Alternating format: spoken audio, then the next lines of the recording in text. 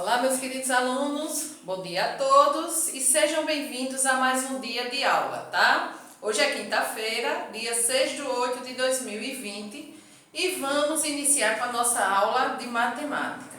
Hoje um assunto novo, tá? Tá na página 114, sólidos geométricos, prisma e pirâmide, tá? Vou ler o assunto, vou explicar cada parte desses sólidos geométricos, tá? O livro aqui ele traz as partes, mas não as define bem. Então, vou passar essa definição para que vocês entendam melhor. Então, temos aqui, alguns poliedros podem ser classificados em prismas ou pirâmides, de acordo com suas características.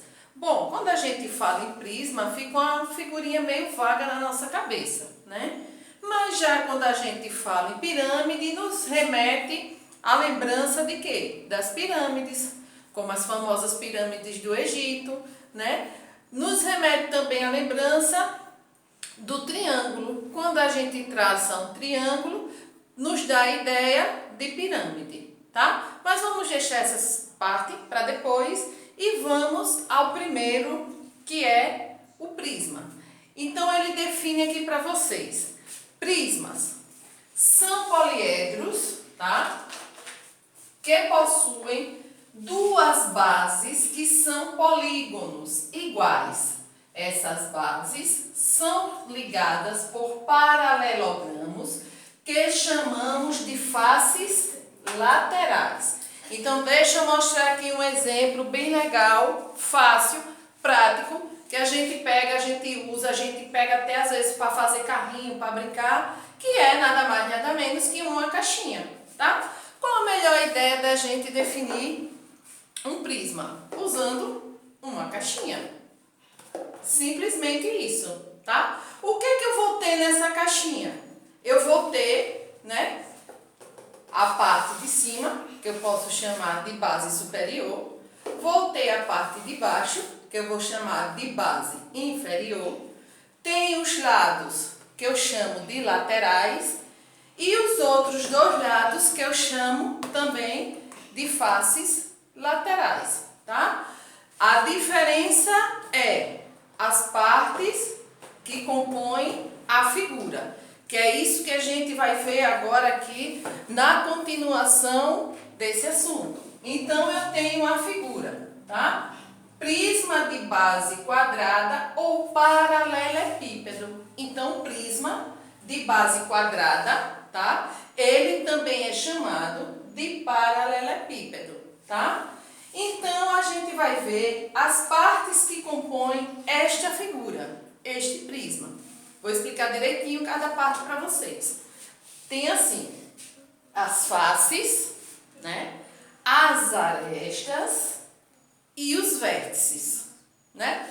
O que é isso? Tanta coisa junto. Para uma figura precisa tudo isso? Precisa, porque toda figura ela é composta por partes. E essas partes são faces, arestas e vértices.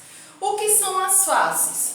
São todos os lados que compõem a figura. No caso aqui, a nossa caixinha, tá? Então, todos esses lados, eles são chamados de faces.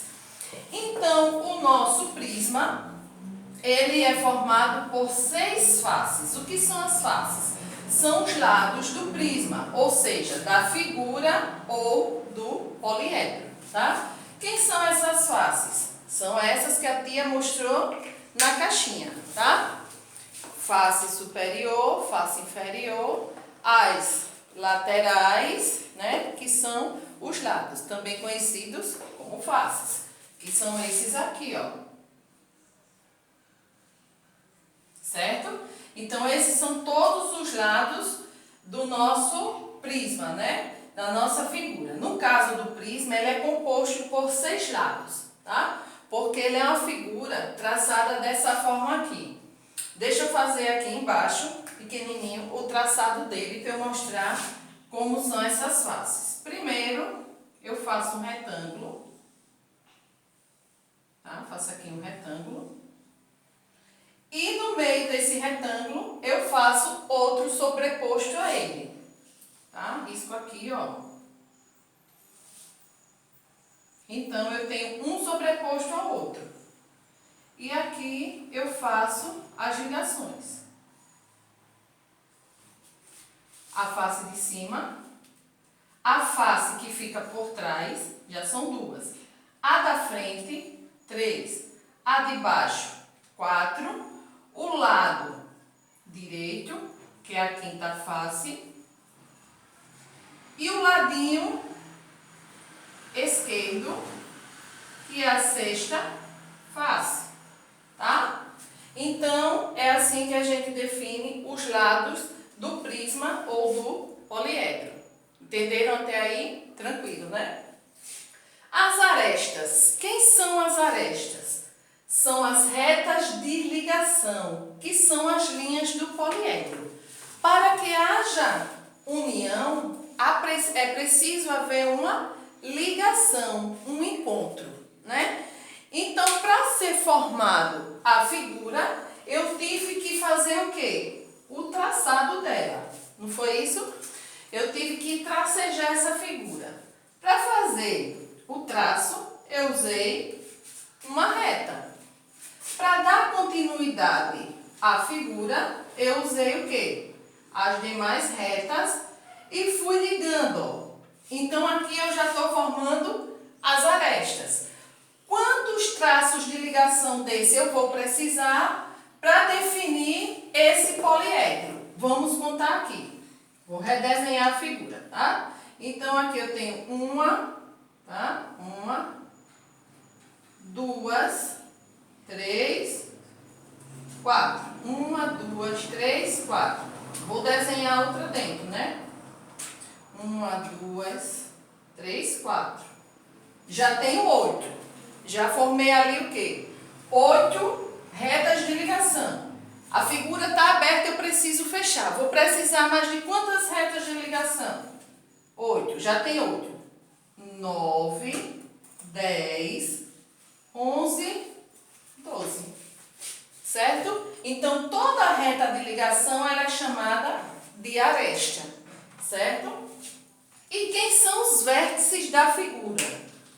Né? Os vértices da figura, esse aí é bem fácil. São os pontos de encontro da figura ou do poliedro, tá? Toda figura, para se encontrar, ele tem que ter um ponto. Então, aqui, na figura superior, quais são os pontos de ligação? É o encontro de todas as retas. Esse aqui, ó. Aqui é um vértice, aqui é outro vértice. Tenho 2. Outro vértice, mais outro vértice. Já tenho 4. Outro vértice inferior, mais outro vértice inferior. Já tenho 6. E mais 2 vértices inferiores do lado esquerdo, do lado direito. Temos os superiores e os inferiores e os laterais. Então, contando todos esses pontos, eu tenho os vértices, que são os pontos de encontro da figura. Certo? Entendido até aí? Pronto, agora eu vou dar continuidade a você com o prisma, tá? A gente vai para o mesmo prisma, só que ele agora é uma figura de base triangular, tá ok? Então, gente, prosseguindo aqui, nós temos essa nova figura, que também está aí no livro de vocês, que é o prisma de base triangular. O que é isso? Base triangular. É que suas bases, no caso as bases laterais, são em formato de triângulo. E o que é um triângulo? Nada menos uma figura composta por 1, 2, 3 lados. Tá ok? Triângulo é uma figura composta por 3 lados, que nos remete também à lembrança de pirâmide, como eu já havia falado. Então, aqui ele dá também para vocês as faces, arestas e vértices, tá? É a mesma definição da figura anterior, só que agora a gente tem um prisma de base triangular. O que são as faces? São os lados da figura. Então, aqui, quantos lados eu tenho nessa figura? 1, 2, 3, né? O lado traseiro e o frontal, tá? Não dá para botar aqui porque não dá para fazer os dois lados da figura. Então, a gente aqui vai contar como se fossem dois. O traseiro, o que fica por trás, e o da frente. Vamos botar aqui 3, 4 e a base, que é a quinta face, tá certo? A seguir, nós temos as arestas. Lembram o que são as arestas? São as retas de ligação, tá? Essas retas aqui, ó, que ligam a figura, os pontos da figura, tá? Então, essas retas que ligam o ponto da figura, tá? Todas elas, são chamadas de arestas, tá certo? Então, aqui eu tenho 9 arestas. Vamos contar. 1, 2, 3, 4, 5, 6, 7, 8. E aqui fica por trás, 8, 9, né? Aqui, esqueci essa aqui. E aqui fica, no caso aqui, nesse ladinho lateral aqui, tá? Mas já para ver porque a figura aqui ela mostra, né? Então, 1, 2, deixa eu numerar aqui direitinho para vocês, para não ficar confuso, tá? Vamos começar aqui pela frente da figura. Vamos começar pela base. 1, 2, 3, 4, 5, 6, 7, 8, 9. Melhorou, né? Fica mais definido. Então, essas aqui são as arestas. E temos os vértices, que continuam sendo os pontos de encontro. Então, aqui eu tenho 1, 2, 3, 4, 5, 6. 6 vértices, 6 pontos de encontro. Então, a seguir nós vamos entrar na explicação das pirâmides. Realmente as pirâmides, tá? No caso aí nós vamos ter uma pirâmide triangular, que eu vou explicar como é feita essa pirâmide que está aí no livro, tá? Porque muita gente pode achar confuso o desenho e embaixo tem assim, que ela possui 6 arestas. Mas se você contar direitinho, vai dar mais de 6. Mas na realidade são 6, é porque o desenho ele remete a um desenho 3D, que ele é desenhado de forma diferente. E no livro ele parece ter mais partes, tá? Então vou explicar aqui direitinho para vocês entenderem. Então, continuando a nossa aula. Agora a definição de pirâmide, tá? Então ele diz, são poliedros que têm um polígono qualquer como base. O que é a base? Essa parte aqui inferior da nossa figura, tá?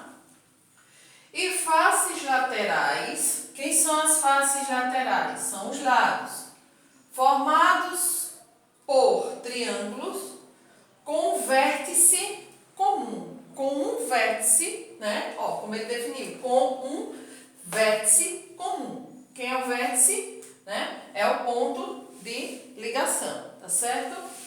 Então, aqui a gente tem. Como foi que eu desenhei essa pirâmide triangular? No livro dá a impressão que é uma pirâmide desenhada sobre um quadrado, tá? Mas não é isso não, o desenho. Porque se ela fosse desenhada realmente sobre um quadrado, tá? Ou um retângulo, a gente não teria esse número de faces e vértices e arestas, seriam diferentes, tá? Então, como ela é desenhada? Ela é desenhada dessa forma aqui, tá? Parece uma pirâmide sobreposta à outra. Você faz um triângulo, certo? Só que para fora, com as pontas, né? Os encontros para fora. E a seguir você vai fazer esse traçado aqui, ó. Outro triângulo para cima.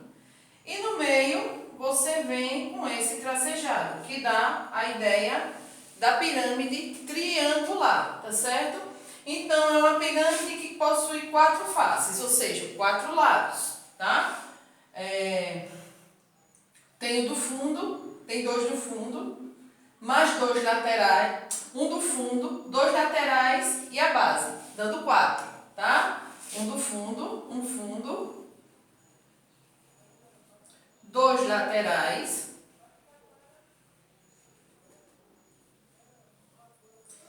e uma base. Formando assim as 4 faces, os 4 lados.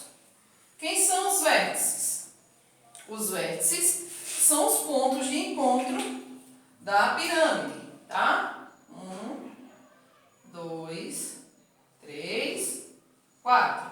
Achamos os 4 vértices. E as arestas são as retas de ligação, que são 6, tá? Deixa eu destacar para vocês aqui. 1, 2, 3, 4, 5, 6, certo? Então está aí as faces, vértices e arestas da nossa pirâmide triangular e como ela foi projetada, certo? Então, nosso assunto de hoje é esse, certo? Fixem bem o que é face, o que é vértice e o que é aresta, que nós vamos estudar nos assuntos posteriores, tá? Qualquer dúvida, tira comigo na aula de sexta-feira, tá? E podem falar comigo também no privado, no horário determinado pela escola, certo? A seguir vocês vão fazer a atividade da página 115, tá? Página 115. E na próxima aula eu envio a correção, tá bom? Dando sequência, tá? Eu vou querer de vocês a correção da pesquisa de geografia. Peço, por favor, quem ainda não enviou por e-mail ou no privado, tá? Que façam esse envio para a tia agilizar as correções, porque são muitas atividades escolares para não ficarem, a tia não deixar vocês para depois, corrigir logo, mandar, né, um ok, muito bem, parabéns, tá? E outra coisa, é uma tarefa que serve já como revisão para a prova bimestral, então façam, respondam, enviem para mim, tá? Que depois eu dou um ok para vocês. Vocês vão ficar com o assunto, certo? Trabalho no campo e na cidade. Eu vou ler o assunto, certo?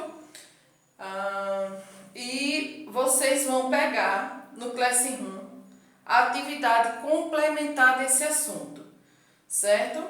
Quem não conseguir abrir no Classroom, eu vou disponibilizar também no grupo do 4º ano para facilitar a procura de vocês, tá bom? Então aguardem aí um minutinho enquanto eu inicio a nossa aulinha de geografia, tá? Então, gente, continuando agora com a nossa aula de geografia. Livro, página 50, tá? Trabalho no campo e na cidade. Então, eu coloquei aqui para vocês alguns tópicos, né, que estão no nosso livro. Eu vou ler e a seguir eu vou explicar, né? A princípio, eles já estão aqui, já dá para você ver o que cada um significa, atividade exercida em cada lugar, tá? Então, deixa eu dar uma lida que facilita. Os municípios têm uma área urbana, também chamada de cidade, e uma área rural chamada de campo. As pessoas que vivem na cidade se dedicam, em geral, às atividades comerciais e industriais. Já as pessoas que vivem no campo se dedicam a atividades como agricultura, pecuária e extrativismo, que é isso que eu coloquei aqui para vocês. Atividades do campo desenvolvidas pelas pessoas que vivem no campo, a agricultura, a pecuária e o extrativismo. Como sabemos, a agricultura é o plantio, são as pessoas que lidam com os produtos e a terra, né? As pessoas que trabalham na agricultura são chamadas agricultores. A pecuária é a atividade que se refere à criação de animais, tá? As pessoas que praticam essa atividade são chamadas pecuaristas, tá? E o extrativismo é a atividade feita através da coleta de produtos provindos da natureza ou a extração desses produtos, tá certo? Então, as pessoas que praticam essa atividade são chamadas extrativistas, tá? Já as pessoas que praticam as atividades da cidade, né? Essas atividades, elas são praticadas tanto nas áreas comerciais como nas industriais. Comerciais, referente a tudo que é comércio. E industrial, tudo que é indústria, tá? Lembrando que o campo e a cidade estão interligados, que um não vive sem o outro. As pessoas que moram na cidade precisam de produtos produzidos pelas pessoas do campo. E as pessoas que vivem no campo precisam da atividade das pessoas da cidade. Comércio, o que é que as pessoas do campo vão fazer no comércio? Vão buscar aquilo que precisam dentro do seu lar ou dentro das suas necessidades. As indústrias, o que é que as pessoas do campo compram dos industriais, das pessoas das indústrias, né? Dos industriários. Compram os produtos que necessitam, tá? Pode ser em pequena escala ou grande escala, em pequena quantidade ou grande quantidade. Então, o campo e a cidade estão interligados, tá? A cidade é a sede do município. As atividades exercidas no campo e na cidade dependem uma das outras. Foi o que eu acabei de explicar, não é isso? No campo, por exemplo, é necessário o uso de instrumentos e máquinas que são produzidos na maioria das vezes na cidade. Então, além desses instrumentos, desses maquinários, tem também outros produtos que são adquiridos através das indústrias, né? Provindos diretamente das indústrias e que são utilizados na atividade do campo, tá? Na cidade, os produtos que são usados na indústria, em sua maioria, são produzidos no campo, como frutas, verduras e etc. Isso no geral, tanto para consumo nosso, né, como para consumo da própria indústria, que aí vai gerar aquela famosa indústria de transformação, tá? Por exemplo, uma pessoa plantadora, ela planta, a pessoa que planta está na agricultura, é o agricultor. Então ela planta, ela tem uma plantação de pés de goiaba, vamos citar um exemplo prático. Então a indústria, ela precisa fazer doce de goiaba, precisa fazer compota e outros produtos provindos da goiaba. De quem a indústria vai comprar? Do produtor do campo, do agricultor, tá? Então tá aí um exemplo que um não sobrevive sem o outro. Ambos estão interligados, andam juntos, tá? Das atividades exercidas no campo, nós temos a agricultura, que é o cultivo de plantas para serem consumidas ou vendidas. Na agricultura, as plantas são cuidadas de maneira a serem utilizadas como alimento. Cada espécie vegetal retira os nutrientes e minerais de que precisa do solo. Os nutrientes são obtidos por meio da decomposição da matéria orgânica no solo, que forma o humus. Então, como nós já vimos lá em ciências, o solo umífero, né, que é aquele solo rico em humus, é o solo propício para a plantação, porque lá a planta se desenvolve bem e encontra condições ideais para o seu crescimento, o seu desenvolvimento, né? Então, esse tipo de solo ele é muito usado para a prática da agricultura. Então, aqui na figura, tá, tem os quadrinhos ao lado, aqui, ó, esses quadrinhos verdes, certo? Então, a gente vai continuar lendo. A decomposição que produz o humo ocorre porque a superfície do solo e tudo que há nela, resto de plantas, animais, etc., são desgastados pela ação da água, temperatura, seja ele calor ou frio, chuva, vento e seres vivos que nela vivem. Essa ação faz com que esse material seja quebrado em pedaços menores, que se infiltram e são novamente quebrados em pedaços ainda menores pela ação das plantas, que neles conseguem se desenvolver. Quando esses seres vivos também se decompõem e se juntam às partículas já minúsculas, então forma-se o humus. É a presença do humus que torna o solo fértil. Então, mais uma vez aqui estamos tocando no ponto do solo fértil, né? Que ele é fértil porque nele existe o humus, que é a matéria provinda da decomposição de restos de plantas e animais. E através da ação do sol, da chuva, né? que gera essa decomposição, tornando o solo fértil, o solo umífero, tá? Prosseguindo aí na página 51, a gente vai ver os tipos de culturas existentes. Existem diferentes formas de cultivar as plantas: monocultura, policultura e cultivo de subsistência. O primeiro é a monocultura. Mono, para quem não sabe, quer dizer um, apenas um. Mono significa um, tá? É o cultivo de apenas uma determinada espécie vegetal. Então, quando em uma determinada área há o cultivo de apenas uma espécie vegetal, ao nome desse cultivo, a esse cultivo dá-se o nome de monocultura. A seguir, nós temos ao lado a policultura. Se mono é uma cultura, uma coisa só, poli quer dizer o quê? Muitos, vários, né? Então, policultura é o cultivo de diversas espécies vegetais, tá? E o que é o cultivo de subsistência?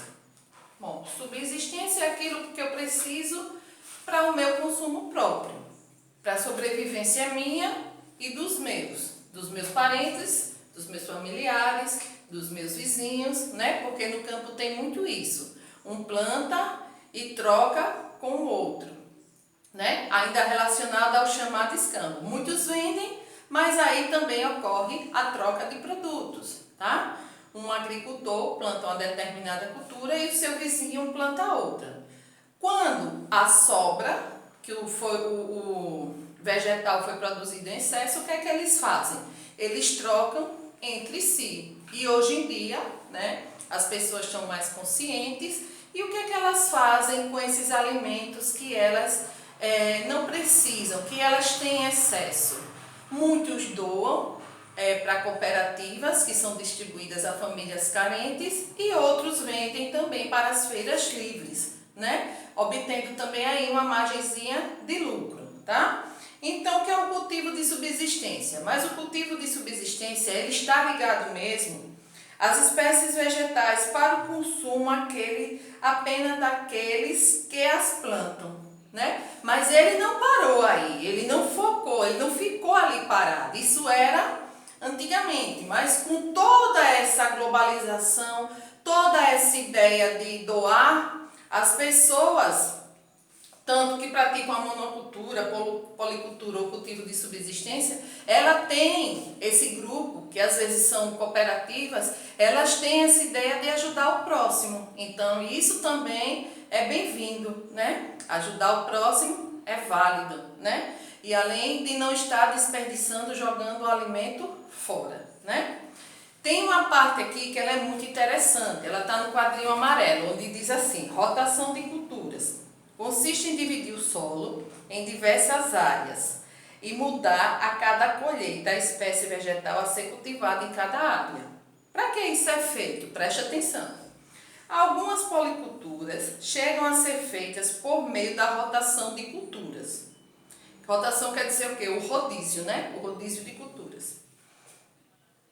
Cada espécie vegetal retira do solo os nutrientes e minerais que precisa.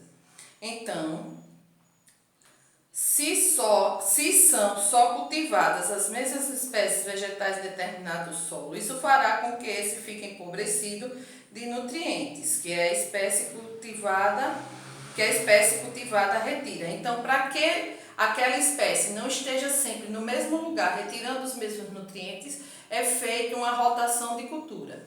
Se em determinada época foi plantado uma cultura onde ela precisava tirar grande parte de nutrientes do solo, na próxima plantação o que é que eles vão fazer? Vão reverter, vão colocar naquela área uma espécie vegetal que precise tirar menos nutrientes do solo, né? E vão pegar aquela espécie que foi plantada e tirou mais nutrientes do solo para o outro solo que está mais fértil. Então, assim, não provoca o empobrecimento desse solo. Por isso, há essa rotação de culturas e essa rotação acontece justamente quando a terra está dividida para a plantação de várias culturas, de vários cultivos, certo? Então a nossa aula de geografia é essa, espero que vocês tenham gostado, tá? Leiam o assunto, tá? Leiam o assunto, na página 52 e 53 ele continua, certo? Explicando que são agrotóxicos, né? São venenos, como se diz aqui, tóxicos, que são usados na lavoura, né? Para o combate de pragas, certo? Esse uso desses agrotóxicos, eles devem ser evitados, certo? Porque muitos prejudicam o solo e ainda a nossa saúde.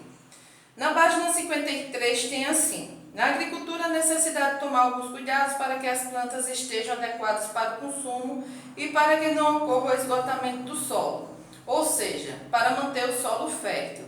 Para acontecer a preservação do terreno, é preciso que em cada replantio o solo seja tratado. É por isso que existe aquela rotação de culturas, tá? Então, para a manutenção e preservação da natureza, é importante desenvolver técnicas modernas, junto aos agrônomos, que são especialistas que cuidam das plantas e do solo, né? Para as plantações de frutas, verduras e legumes, com a fiscalização constante. Veja alguns cuidados que devem ser tomados na agricultura. Empregar sementes ou mudas de plantas sadias, para não gerar pragas, né?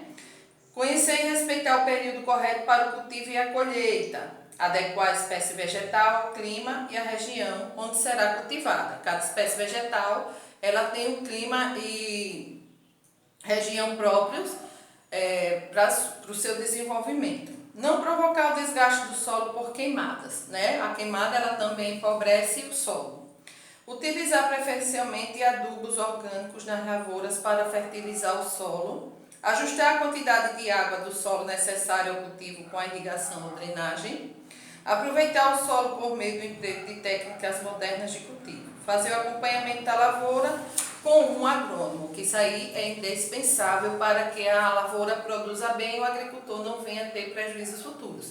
Isso aí também funciona na parte da pecuária, tá? A pecuária, ele também tem os especialistas, né, que na maioria são veterinários, que são profissionais qualificados para ministrar os cuidados, as vacinas e tudo que os animais precisam para se desenvolverem fortes e saudáveis, certo? Então é isso, a nossa aula é essa, a gente termina aqui na 53, tá? Vocês vão fazer a atividade que eu vou postar no Classroom. Gente, preste atenção, tá? Preste atenção. Eu li para vocês todo o assunto. A atividade que vocês vão fazer é apenas das páginas 50 e 51. A atividade postada no Classroom, ela é referente somente às páginas 50 e 51, porque ela se tornou uma atividade extensa e para não prolongar mais com mais questões, né, porque vocês também têm muita coisa para fazer, muitos estudos para realizar e não atrasar, né? Então eu coloquei somente a atividade referente a essas duas páginas. Então é isso, tá? A gente vai ficando por aqui, assistam o vídeo, realizem as atividades e na próxima aula, na nossa aula ao vivo, vocês tiram as dúvidas ou pode perguntar lá também no meu WhatsApp, no meu privado, que eu respondo a vocês, tá joia? Então espero que vocês tenham gostado das aulas de hoje, pratiquem as atividades, certo? Tenham um dia tranquilo e de muita paz e até o nosso próximo encontro, tá? Tchau, tchau, gente!